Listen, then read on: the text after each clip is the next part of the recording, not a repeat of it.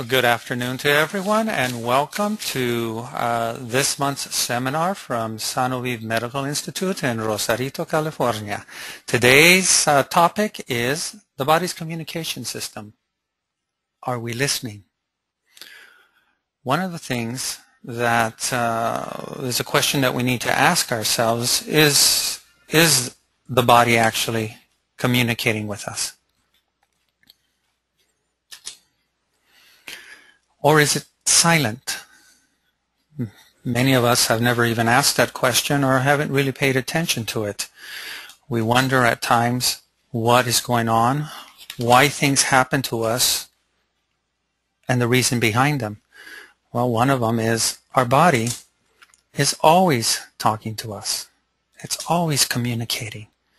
There isn't a moment that it's not. And one of the reasons, but the question then needs to be asked is, well, why aren't we aware of that? Well, many times we're not usually paying attention. We are usually distracted or occupied with something else. Why don't we pay attention? Maybe the next question that's being asked. We don't pay attention because we haven't learned to listen to our bodies in a long time. There are many distractions that keep us from paying attention to what our body is talking to us. There are things to do, places to go, people to meet, pets to keep us entertained. We've forgotten how to listen. Many times when we do listen, we don't recognize the language, even when the body is talking to us, even when we do pay attention. Or, many times, we just go ahead and ignore it. Like we do many things in life. Our body talks to us again, expecting to be heard. And often, we once again ignore it until it may finally yell at us trying to get our attention. But by then, we are in trouble because what could have been taken care of with minimal effort will now require a lot more time. The question then that we need to ask is, are we listening? We talk about the way the body communicates, and part of that communication is to gain an understanding of the different forms of communication the body uses. The following are not all inclusive. There may be other forms of communication that the body uses to talk to us. For the moment, we will just discuss a few of them. In the different forms of communication, one of the first ones we'll be discussing, one of which many moms are probably more adept at than the men are, and part of that stems from what we refer to as mommy's intuition, or the small quiet voice, or the mommy's sixth sense. It's that intuition, inspiration, or feeling that tells us that something is not quite right. Another form of communication that we have is our aches and pains. Now, sometimes we start an activity and it may start out, after the activity, it may start out as something minor, oftentimes as an annoyance. The annoyance may be either temporary, lasting a few seconds or a few minutes, or it may be longer lasting a few hours or a few days. When our body's talking to us, we still don't pay attention. The next thing that may happen is we may feel pain. Now, for most people, people think that if they're not in pain, they are healthy. But pain is not an indicator of health. It is your body's way of communicating that something is occurring, that something is wrong. If we don't pay attention to the pain, then it continues and advances into some type of dysfunction. The dysfunction may be due to a specific organ dysfunction. It may be to the adrenal. An example would be the adrenal glands shutting down from adrenal fatigue. It may be the kidneys may be shutting down. They may be dehydrated. They may not function. And in not functioning, they may affect the way other body systems work. As we look at more different forms of communication, we see that we have systemic systems that may be affected. An example of the systemic systems may be our digestive system. Some of the things that may go wrong with our digestive system and in our body's way of communicating that to us is that maybe in the form of an irritable bowel syndrome, maybe in the form of colitis or Crohn's disease. Other digestive systems may be like the circulatory systems, where we may have heart problems or lymphatic congestions. Another system that may dysfunction may be the muscular system. Now, many of us don't think of it that way, but sometimes our muscles are overworking. And other times, some muscles are turned off and not working at all. This oftentimes leads to dysfunction and injury. As we continue and we don't pay attention, we continue to look at the different forms of communication or dysfunction, and one of the other ones is the nervous system. The nervous system can send the wrong or incomplete signals to a body part or body system. An incomplete information may be sent. An example of that may be incomplete information being sent to the foot and the toes while you're taking a step. And because the information is incorrect, we end up tripping or stumbling. Improper signals may be sent to the pancreas and may alter the sugar levels in the body. Something else that we may be able to look at is damage or the different forms of communication that may show up in our soft tissue. Now, many of us don't think that our soft tissue may be involved, but it's all part of the same system. It's all part of your body. Improper movement of the soft tissues may arise when the body isn't working correctly, and it may be due to problems that's occurring in the nervous system. As a result, the soft tissue may be damaged as a result of scar tissue or adhesions that we haven't taken care of. The next tissue that may be involved, or the next organ, may be the skin, which is considered the largest organ of the body. Its main responsibility is for detoxification and protection. If we look at the appearance of the skin tells us, the appearance, texture, and color can tell us what is happening to the body. It can tell us what is it nutritional status of the body, what is it receiving, what is it eliminating, and what is it lacking. It can also tell us what it's holding on to as well.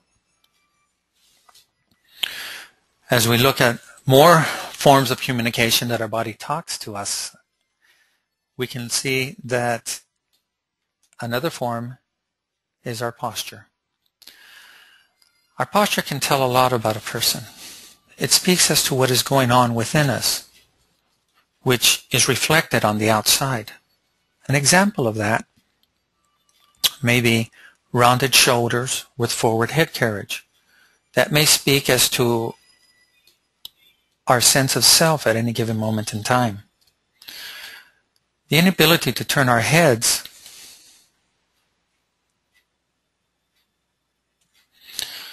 in one direction or another may also be another form of communication.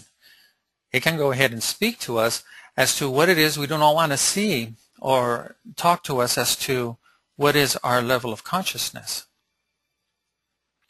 or what do we want to deal with at our level of consciousness. Another form of our posture may be a straight upright posture, which speak to us as to our ability to look at things differently.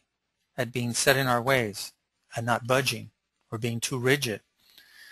All of these are different forms of communication that the body has. One last form that we will mention is the body's communication system as far as it refers to gait. Gait is how we carry ourselves, the way we walk and or carry ourselves. It refers, in many ways, it's related to posture, and it speaks as to the fluidity or lack thereof of how we travel through life and how we see ourselves in our surroundings.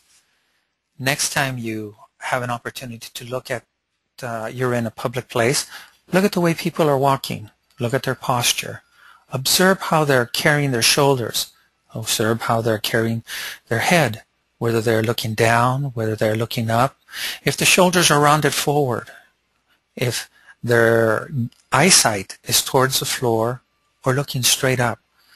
Your posture tells you, and the way they walk tells you how they are or how they see themselves inside. One of the last things the body does if we don't listen to it is it gives us a knock on the head. It'll go ahead and tell us. When we get that knock on the head, this is where your body stops trying to get your attention. This is where your body stops trying to get your attention to see if you can help it. Your body says, if you're not going to help me, I'll help myself by conserving and protecting what I can. If you still don't pay attention at this point, your body shuts down. And when it shuts down, it makes it much more difficult to get it back up. Why is it so hard to understand or to listen to our body? Well, one of the main reasons is that we were never taught to listen, much less how to listen to our body's communication. Often, we were taught, if anything, not to pay attention to our body's language. We were taught to ignore it. There are many times when we were told to suck it up, get over it, be a man. In other words, ignore. In living life, we get caught up in what we don't pay attention to, or on how to take care of life we are living. One more time. We get so caught up in living life that we don't pay attention on how to take care of the life that we are living. Dr. Myron Wentz is quoted as saying, "We live too short and die too long." A good part of this stems from our weak ability to recognize what is occurring within our own bodies, not only nutritionally, but physically and mentally as well. Let's take a look at each of these and discuss them for a moment. Mentally, it's a wide topic. We seem to have conversations that are going on in our head.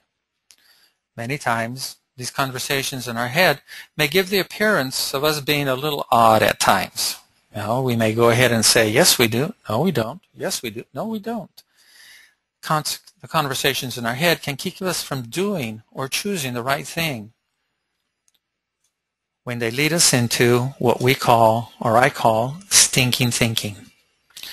Stinking thinking are thoughts that have us doubt the choices that we make. They are the thoughts or words that we use that put us down or make us feel less than who we are. And those conversations that go on, they keep us from going forward with what we know or believe we should be doing. And rather than making a decision, we stall and make no decision at all. When we do make a decision, we beat ourselves for it. And that leads to creating conflict and doubt. That conflict and doubt is transmitted into the body when it's not resolved. We rationalize everything and anything we can to suit our perceptions without realizing the effect it is actually having in our lives. The internal those effects can show up in changes within our bodies, not only on the inside, but also on the outside. As this continues over a period of time, our body responds by becoming unstable and begins to mimic that internal thought pattern and eventually distorts the physical aspect, bringing about the noticeable changes. As the internal conversations continue, the distortions continue, both those within and those without the body, outside of the body. Where do those distortions show up? Those distortions can show up physically. They can show up by the change in our activity levels. Many times it begins to drop off, sometimes slowly, other times more quickly. We can become more sedentary in our lifestyle. We can blame it as a result of our job requirements because we're either too busy or we're too tired. Or as a result of injuries we have sustained and have not taken care of. As a result of pulling out the age card, or as a result of the lifestyles we have chosen.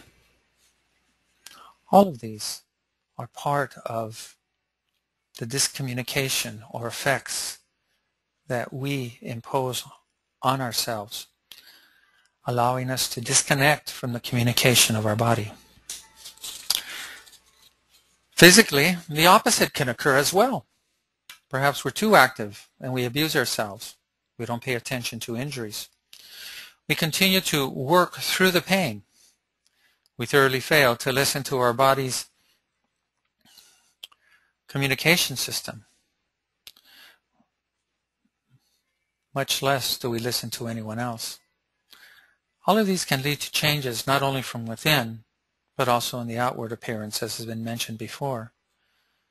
We cannot have changes within the inside that do not reflect themselves on the outside. The other aspect where we can fail is nutritionally. We basically have a tendency to eat the wrong stuff. Why? It's what we learned as we were growing up. We learned it either from our parents, we learned it from our peers, by the words they spoke, or by the example they set. We limit ourselves based on the area that we live. We can become lazy and conform, and we don't look for different wholesome foods. Other nutritional aspects that occur is that we don't realize what foods harm us or in what way they can harm us. We may be sensitized or have some type of allergic reaction to some foods. Foods may stress our bodies, and we're not aware of it. We cannot realize, or we do not realize, what foods may benefit us. Lifestyles we choose to live affects us nutritionally as well. Because we're so busy, we don't have time to eat a real home-cooked meal. We eat on the run. And because we're not able to cook a home-cooked meal, we have a tendency of cooking more processed foods. Well, so what do we do now?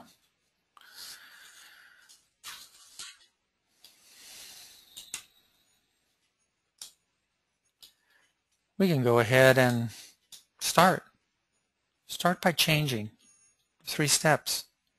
The first one is we can start by working on the basic aspects of those things that are here now.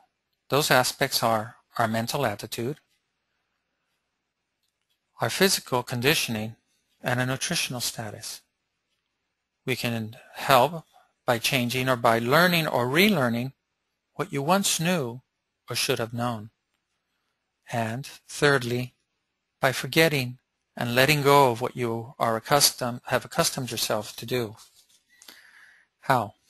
Well, let's start with coming up with some activity that allows you to reconnect with the you inside. The you inside, the quiet one most of the time, is the one that knows all your secrets and knows how you got where you're at and what's there. It knows where all the closets are, what keys open the closets and the contents of each one, and how to empty them out. It knows your history, inside and out. How do we reconnect? Well, one way is learning to give yourself a timeout. We're used to, as parents, giving our children times out. And why do we give them time out? To be able to change their behavior, to give them a time to reflect on what they've done, what they're doing, and how they can change to get a different result. That same logic applies to us. We need to learn to give ourselves a timeout. An example of giving yourself a timeout would be perhaps in giving yourself an opportunity to do some quiet meditation. Now, before we move on too much further, this time apart for you does not mean it's a social event with your friends to go out somewhere. This is about you time, about you reconnecting and getting to know yourself better. It's about listening to the small voice responding to your inquiries, and more importantly, listening for the response. Inquiries about which way to move your body, about paying attention to your breathing, and sometimes paying attention to the things around you. It's about quieting your mind. It's about thinking of nothing and letting your mind be still. It's not about thinking about dinner, the groceries, your family, etc. Quiet meditation is one way to start. Now, some people may not think that meditation is something for them to do, but we actually meditate at some level almost on a daily basis. We just do it without realizing it. For many of you, if you sit in front of the TV and you find yourself glued to the TV, you're meditating. Not a constructive meditation, but you are definitely zoning out. When you're going to prepare and be serious about doing a quiet meditation, one thing that needs to be done is you need to prepare for it.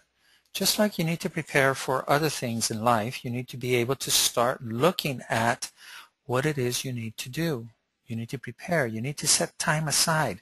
And the time aside needs to be one that affords you no distractions. Once again, this isn't a social event. It's to give your mind an opportunity. It's to give you an opportunity to quiet your mind. Now, when I talk about your mind, there's two aspects of us. There's the outside us, and then there's the inside us.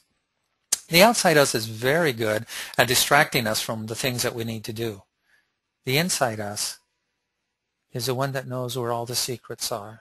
It knows where all the folders are. It knows how you got where you're at. It knows what closets, what doors, what keys open those doors, what file cabinets, what subdirectories, what directories.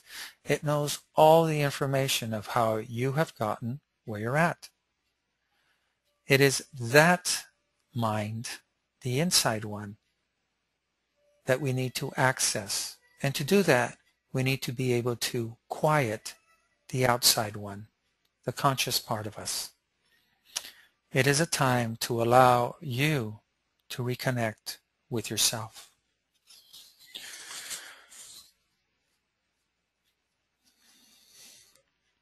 When you find a quiet place, you need to find one where you will not be disturbed. It may be indoors or outdoors, somewhere where you can be by yourself. You want to be able to sit comfortably so that your back may be supported so as to minimize any discomfort of your back. It would be good if you can wear some comfortable loose clothing if at all possible. Initially, you want to start out without any music so that you can get used to just being still. Or if you prefer having music, have the volume set really, really low. More of a background noise than anything else. You don't want to be distracted by the music. At first, you may hear a lot of conversations going on in your head.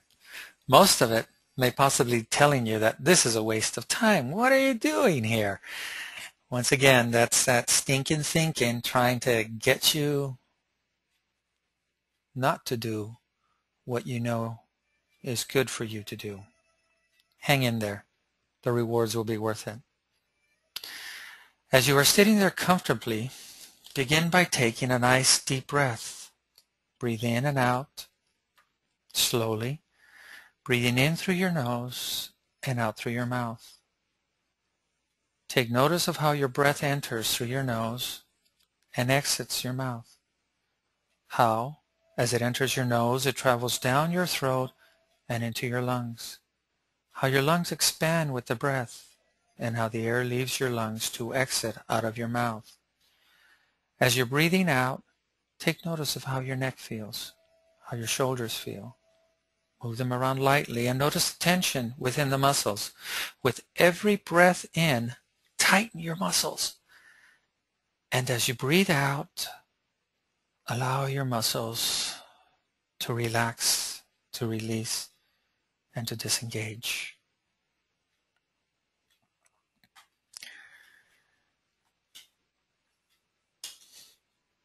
That's part of those breathing exercises. You can continue to practice this, and it will get easier to do the more you do it. This will help you get quietly reconnected to the you inside. The second part that we need to work on is our stinking thinking.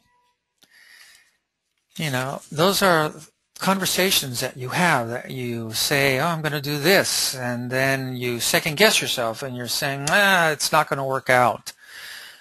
The words we used with ourselves and with others leaves an immeasurable impression within our mind that finds root and develops.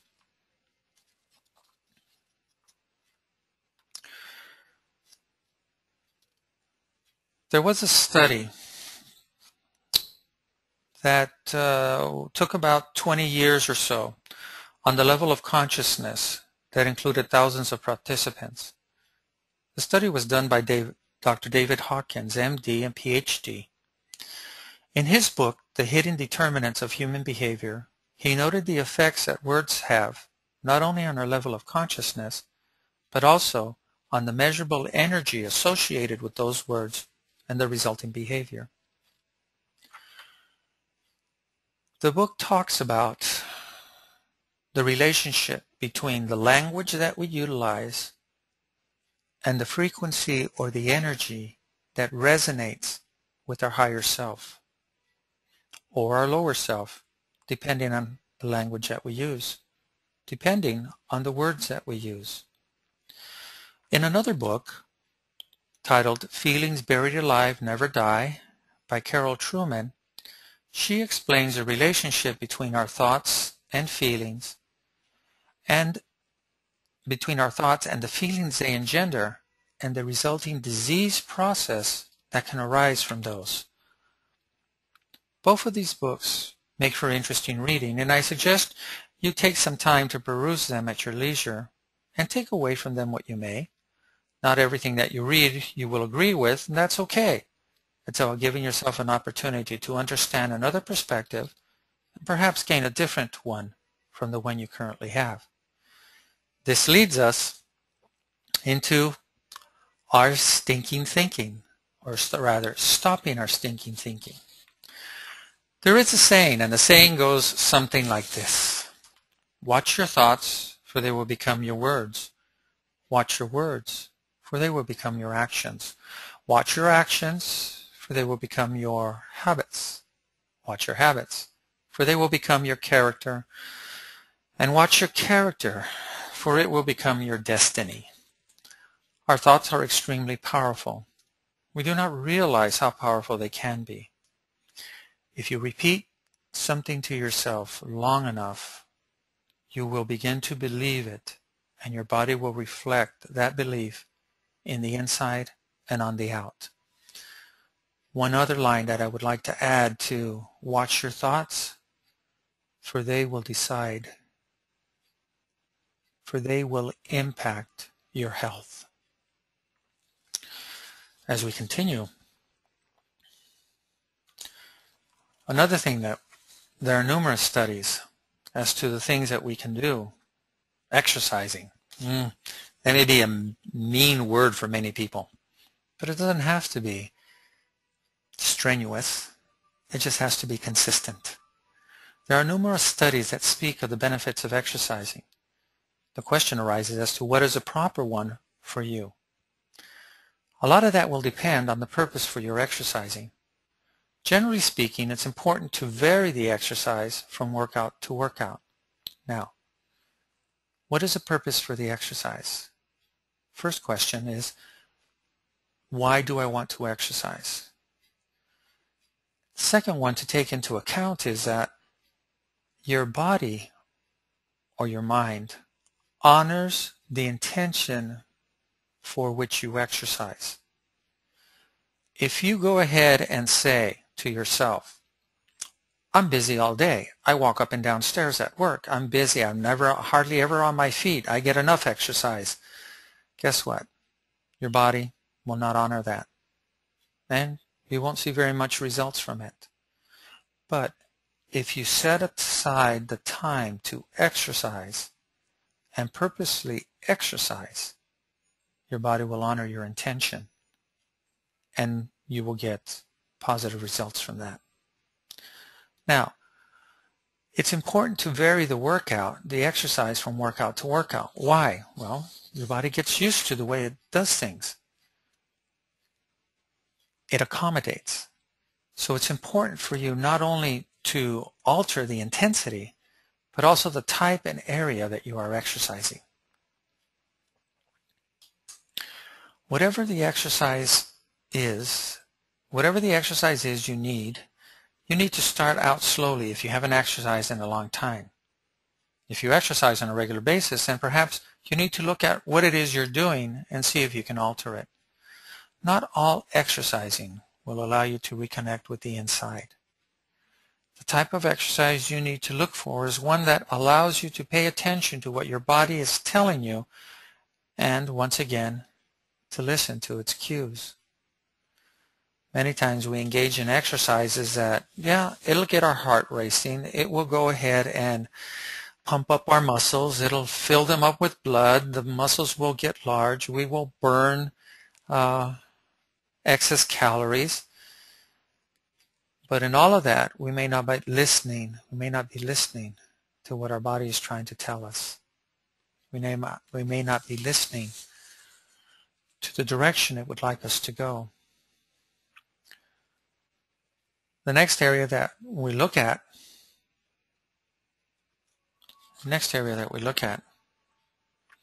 is nutrition.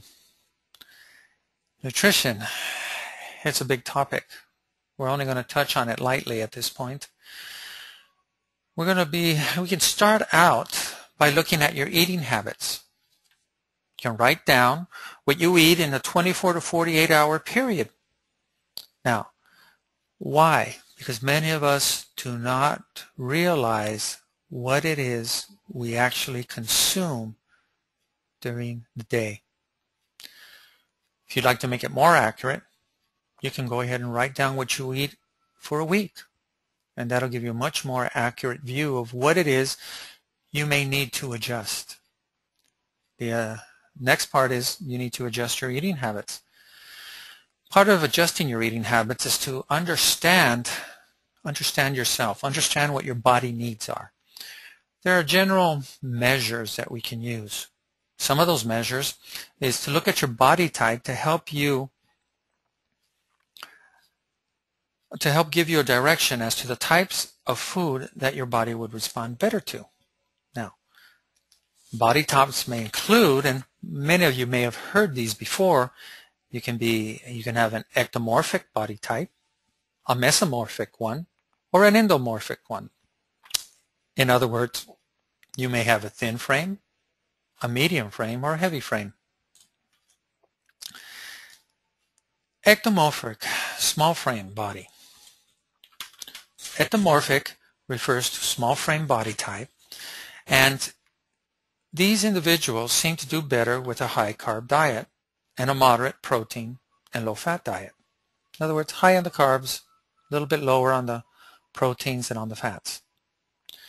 Mesomorphic, or medium frame body type, seems to do better with a mixed diet of balanced carbs, proteins, and fats. Endomorphic, or heavy body type, seems to do better with a higher fat and protein content. Seems to do better with a higher body fat and protein content.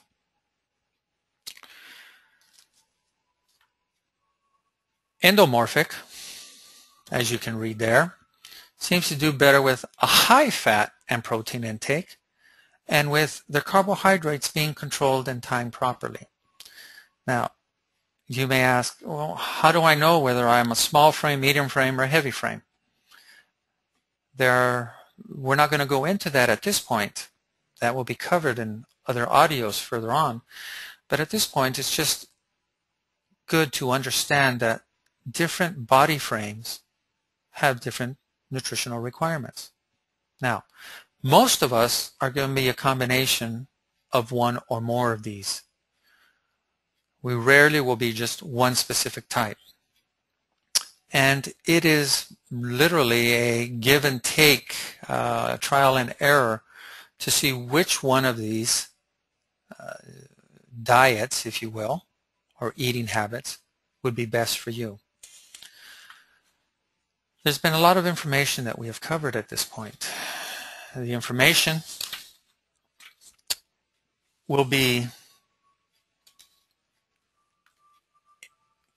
can be enlarged much better, and we can go into more specifics at another time. But suffice it to say that at this point in time, we have covered quite a bit. We have any questions that anyone would like to ask at this point? And if there aren't, then we shall wait a few moments and say thank you for your time and attention, for listening to this brief presentation.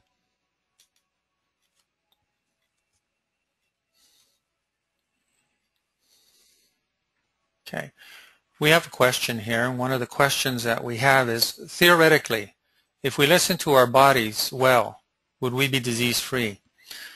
The probabilities of you being disease-free would be much higher. Could we be 100% disease-free? Good question. You could probably get really, really close. Now, many times when we listen to our body, we may misinterpret it. And that's one of the things that we need to be careful of, is that we need to have a clear understanding of what our body is saying. Now, if we were able to, and in Levels of Communication by Dr. Hawkins, he talks about communication of the body and being able to get assertive and proper answers for that, to be able to understand what it is your body needs and how to provide the things that it may need for that.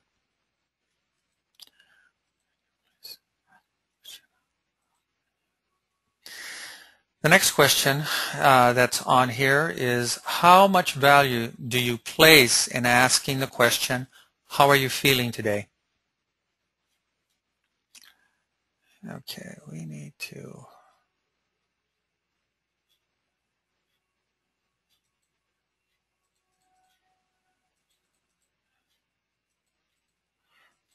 How are you feeling today? Well, if we talk about feelings, well, we're talking about subjective complaints. Many times myself, we can talk about feelings, but feelings won't necessarily give you... Feelings can be influenced by many factors. It will not necessarily tell you what is going on with the body. Once again, I refer you to Dr. Hawkins' book on levels of consciousness that talks about perceptions, talks about feelings, talks about a level of consciousness and how that affects it. And the other book that I mentioned, Feelings Buried Alive, Never Die, many times the feelings or emotions that we hold inside, many times we're not aware of. And it's because we're not aware of them from the disconnect of listening to our bodies that we have a tendency of getting into trouble and getting sicker than we usually do.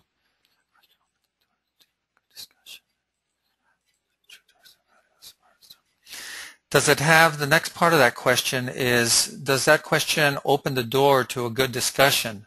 Does it have true diagnostic value as a starting point. Feelings do open the door. Asking the question, how are you feeling, does open the door as to subjective complaints that the person can tell you, that the patient may be able to tell you. It gives you an insight as to the person's perception of themselves. Now, are the feelings necessarily accurate? No, they don't necessarily need to be are accurate. Most times what we're feeling is a result of pain. Most times we can say we feel good. Most times we can go ahead and say I'm feeling fine. Does it hurt? Well, no, it doesn't. But just because it doesn't hurt, it doesn't necessarily tell us that you are okay. It doesn't necessarily tell us that you are healthy. A question that I ask often is pain an indicator of health? I mentioned that previously in the slides, that pain is not an indicator of health. It is merely an indicator of damage. You should be able to put pressure on any part of your body, pretty much any part of your body, and you should feel pressure, but you shouldn't feel pain. If you feel pain, that's telling you that something is not working correctly.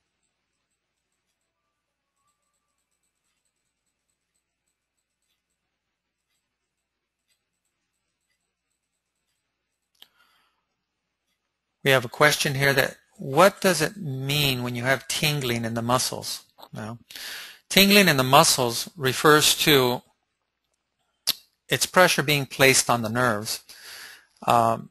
If you're referring to tingling as many people refer to as my leg went to sleep and I feel it tingling coming back, or the muscle went to sleep, in actuality what's occurring is the sustained pressure, whatever the pressure was being applied to the nerve. The nerve was being irritated, and the proper signaling and fluid dynamics of the nerve itself weren't flowing. So that when you take the pressure off, you get that tingling sensation, which is actually the nerve waking up or responding to different stimuli.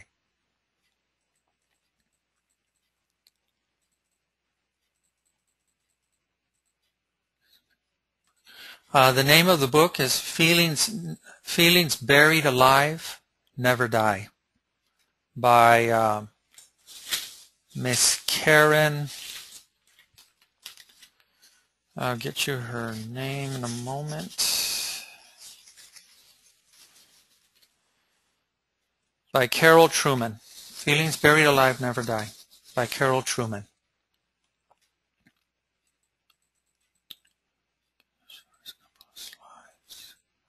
Communication. Sure, we can go ahead and show you the first couple of slides. There's a question, can we show you the first couple of slides? Yes.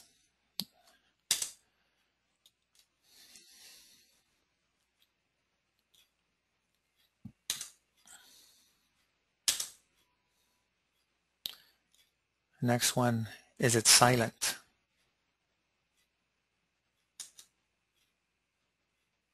Does it really talk to us? Yes, it does. It's always talking to us. We don't usually pay attention because we're distracted. The distractions can come from any number of places. We don't pay attention because we haven't listened to our body in a very long time and we've forgotten how to. Okay. Thank you.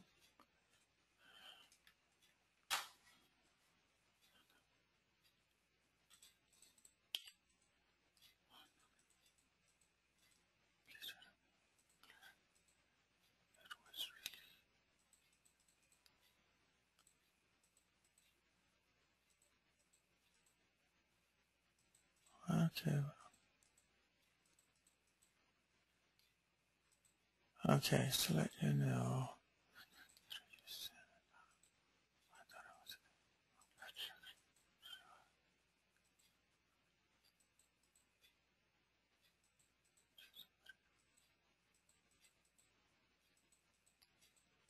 I apologize if there was a confusion as to the newsletter and what it said in the newsletter versus what was actually presented. But the newsletter did say it was body's communication.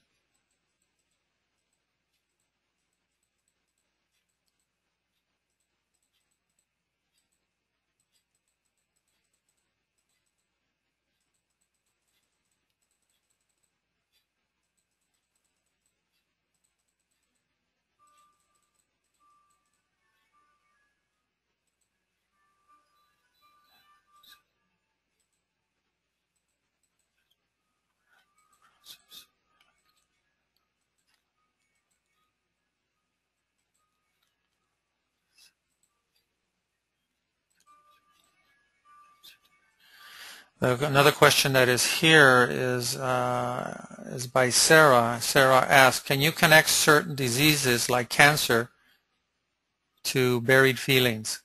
Yes, you can.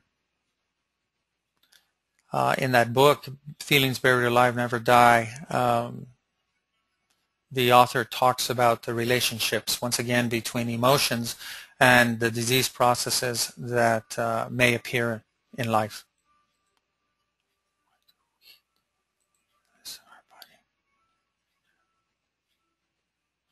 Another question asked by Maria is, why do we deny listening to our body and continue injuring ourselves? Do we want to punish us?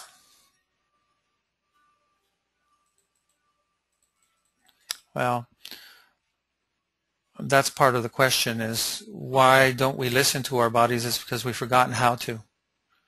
We get distracted with so many things that we find it difficult to be able to reconnect to the part of our body that communicates, the internal part that tells us what's right and what's wrong as to what we can do or what we can't do.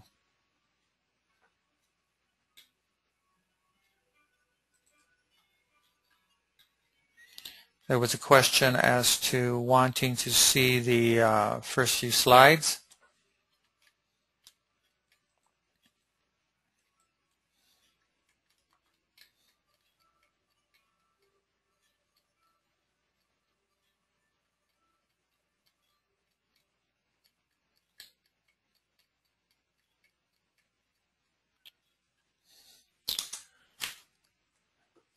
And we're showing these slides back on right now.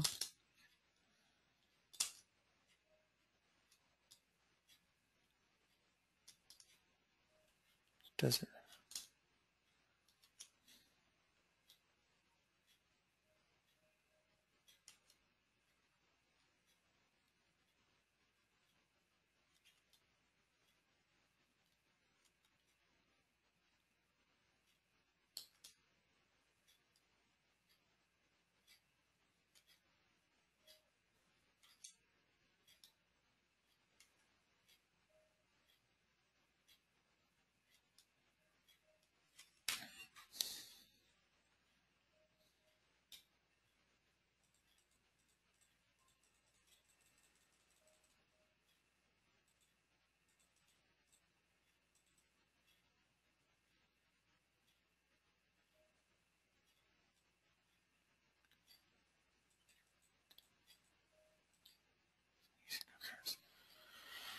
Another question that we have here is, what does the body say when sneezing occurs? Well, the body is responding to some type of allergen or to some type of change. Oftentimes the change can just be something minor, as when you're indoors and you go outside and the light it's bright outside, and your eyes pick up on that light. Many times it causes the tear glands to go ahead and excrete their fluid, and that may cause you to sneeze. Other times when you're eating and you eat something and you start sneezing, it can be your body's reaction to something that you just ate. It can be telling you that it doesn't like it. Okay? Other times, it's you sneeze just because you need to sneeze. You need to clear out the mucous membrane within the passages. I apologize for the sound being a little choppy, and for the video being about 10 seconds behind.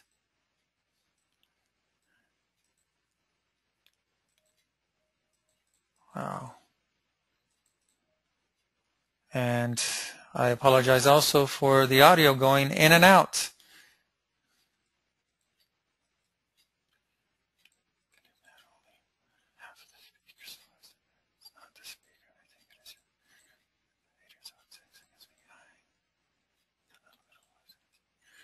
Wow.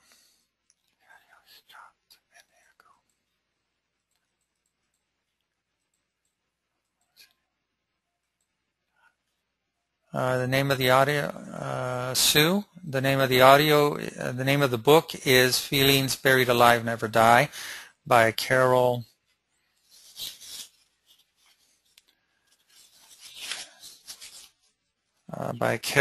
Truman.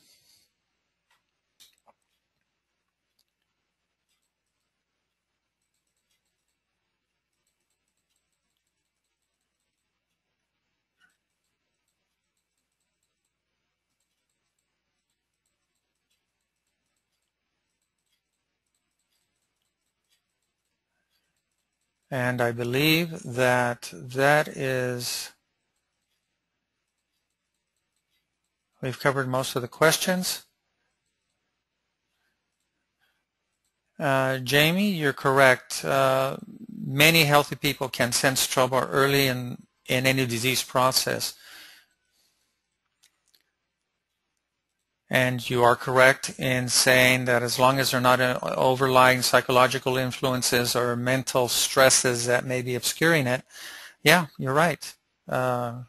People that are healthy can tell when they're not. People that pay attention can tell when something's not right.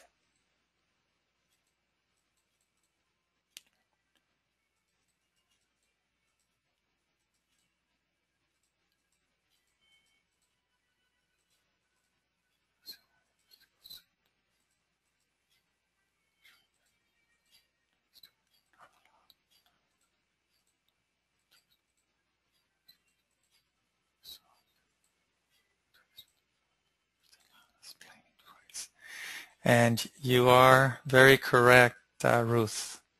It is the small, caring voice, the soft, caring voice to listen to, and not the first and the loudest blaming voice.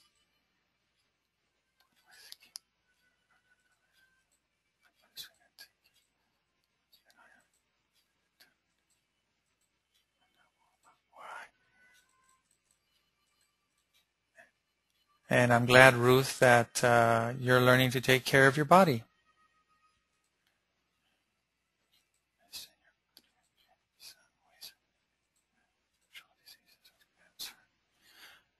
Yes, and Maria, I believe it's Maria Garcia, you are correct. If you listen to your body and change some things that you are doing that are in your control, you can go ahead and push off for a very long time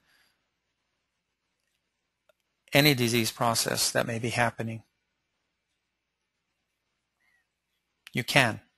Okay?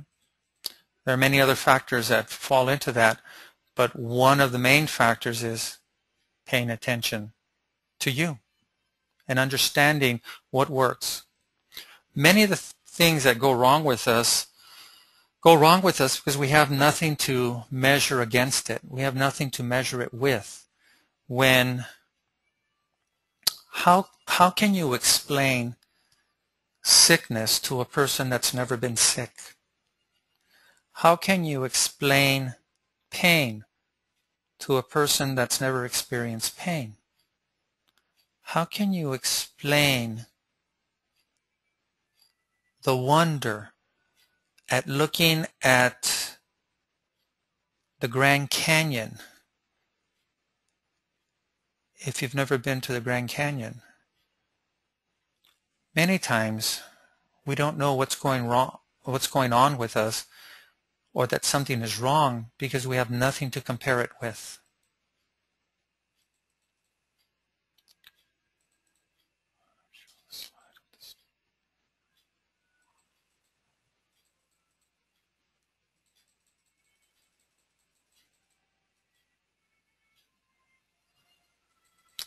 And thank you. That is going to complete our presentation at this point. And I thank you all for your time, once again, for your time, for your attention, for your questions. And until we meet again, have a wonderful time and a wonderful life. This is Dr. Fernando Labrada, Sano Vive Medical Institute in Rosarito, Mexico. Thank you.